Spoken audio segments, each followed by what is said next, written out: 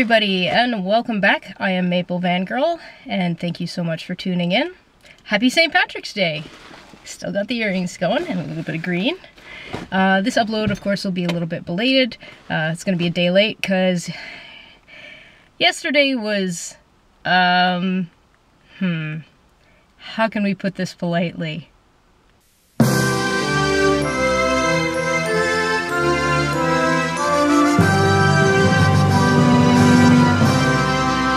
Yesterday was kind of a cluster. To be completely honest, the last week's been kind of rough in terms of getting everything together and getting the van on the road.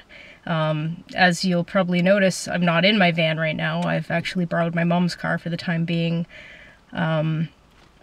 Unfortunately, my insurance company is giving me a hard time right now, which is frustrating because, as I mentioned in a previous video, I got the insurance and I went up to get the van, and then got the van with a temporary sticker, and then drove back to my hometown so that I could take the van to a mechanic that I trusted, who had been recommended to me by a few friends, rather than driving 2.5 hours up to Coburg, finding a mechanic up there, driving 2.5 hours back, and then waiting for the work to be done, and then driving 2.5 hours back up to Coburg again, you know.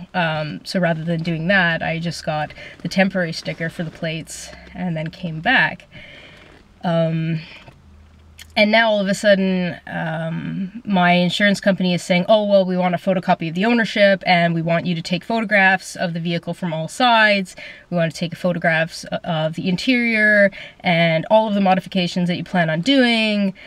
And I'm just like, I already have a valid insurance contract with you guys. If you needed any of this, then why was I able to walk out of your office with valid insurance? It didn't quite make sense to me. I'm like, can you at least explain to me why, you know, why you're asking for all of these things? Because it kind of felt like, wow, that's kind of almost creepy, like how much stuff they're asking for, especially since they already have a valid contract with me signed for a year. And I've already paid them, even though I'm not driving the van yet. At least not, you know, not really, because it's in the shop for the e-test and the safety. And so, I wasn't really getting any explanation, and now all of a sudden they're threatening to terminate my contract unless I give them what they want. So it's been very frustrating. I don't know if it's because I'm, you know, a driver in my 30s, but my driving record's perfect. I don't have any, you know, knock on wood, of course, I don't have any speeding infractions. I don't have any sort of like accidents. I've never made a claim. I just pay my insurance on time like a good person, and, you know, like a good customer of an insurance company, and don't really cause them any problems, so I'm a very low risk. So now that they're treating me like this, it's kind of sad and frustrating in a lot of ways. So I'm waiting to hear back from my agent, and I'm thinking of switching companies, honestly, because of the way that I've been treated. Because when my agent called me on the phone, he said something along the lines of, oh, well, because you brought it back with a temporary sticker, that triggered some sort of red flag. And I thought, well, the Ministry of Transportation for Ontario told me to do it that way. Why would your insurance company have a problem with something that I was actually told by the government ministry to do? So that didn't really make sense. I'm like, okay, well, what's the real reason that I'm being treated, you know, like basically like a criminal, or like a teenager who's had like 15 accidents or something? Like, why is the company treating me this way? I would really like the truth.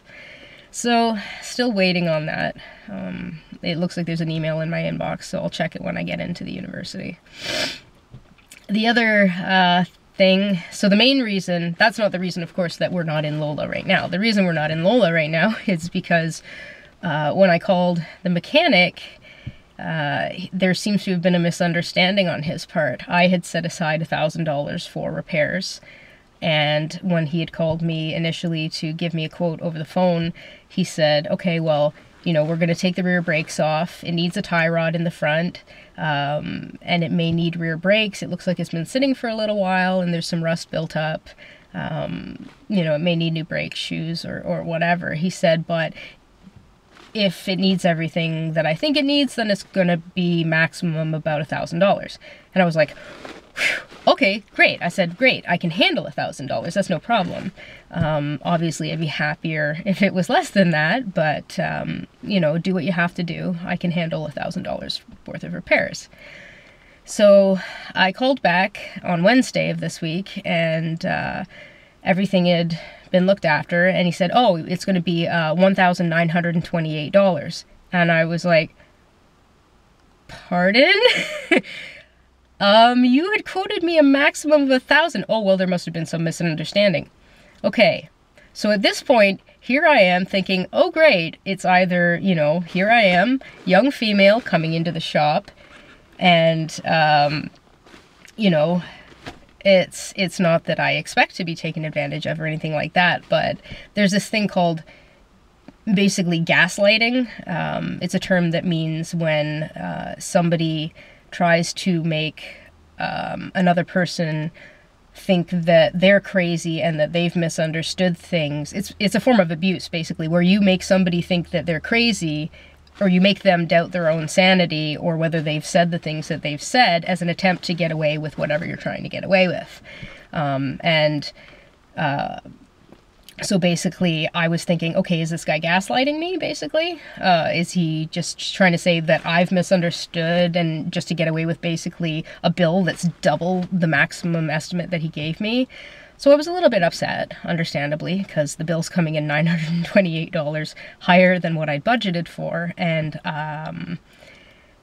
what do you do in that situation? So I was like, I'm going to go and I'll call you back. So I hung up and kind of had my little sort of, why has this happened? I'm so frustrated kind of thing. And then eventually went, okay, well, I'm going to have to work something out with this guy, obviously. The reason that I didn't get a written estimate, and of course that's my lesson that I've learned out of all of this, is to always get a written estimate and get it signed by the mechanic, and make absolutely crystal clear, this is my hard limit. If you are going to be going over this limit, you must call me. And I want a signed kind of like thing that says you will call me if you go over this limit.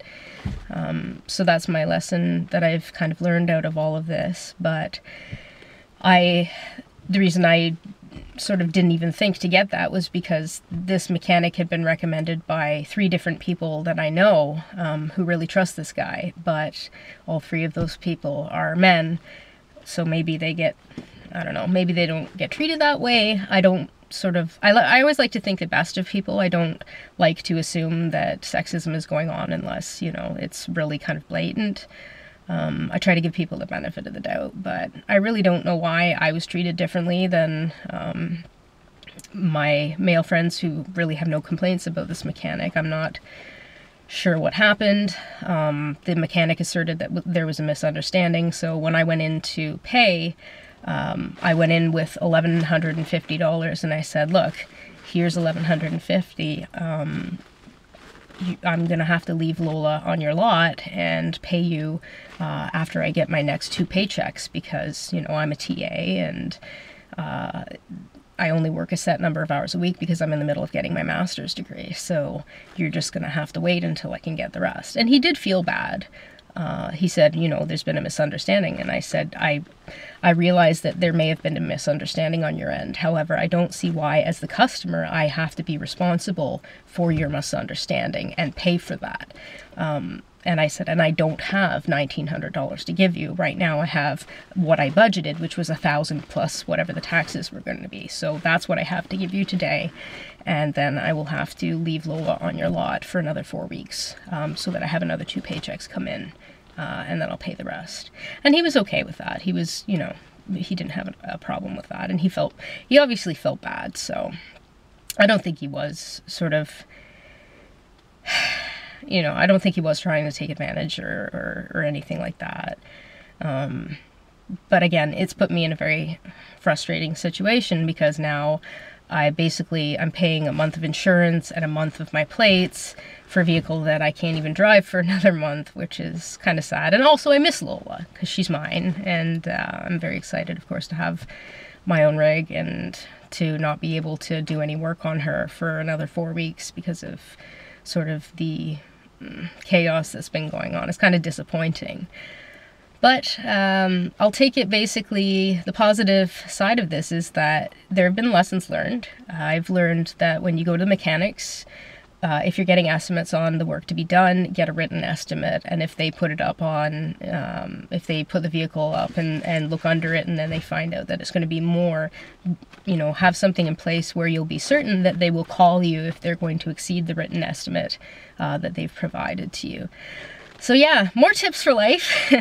We're having a lot of adventures, kind of putting things together to get everything on the road. And hopefully in a month, when we get Lola back and take her in to get some body work done, to get the last of the stuff for the safety, then we'll be good. And we'll be able to start working on the interior. So sorry, I was going to be filming my YouTube videos from inside Lola for the next couple of weeks, but I guess you guys are going to have to wait for that. So, just something to look forward to in the future. Anyway, I hope you've kind of enjoyed my story of chaos and hardship for the week. I hope you all had an amazing St. Patrick's Day. That you had, I don't know, your green beer or your green Kool-Aid or your shamrock shakes and had a wonderful time of all that. Thank you so much for tuning in. Hopefully, if you like, you'll give a like, a comment, or maybe a subscribe, and we'll see you out there on the road.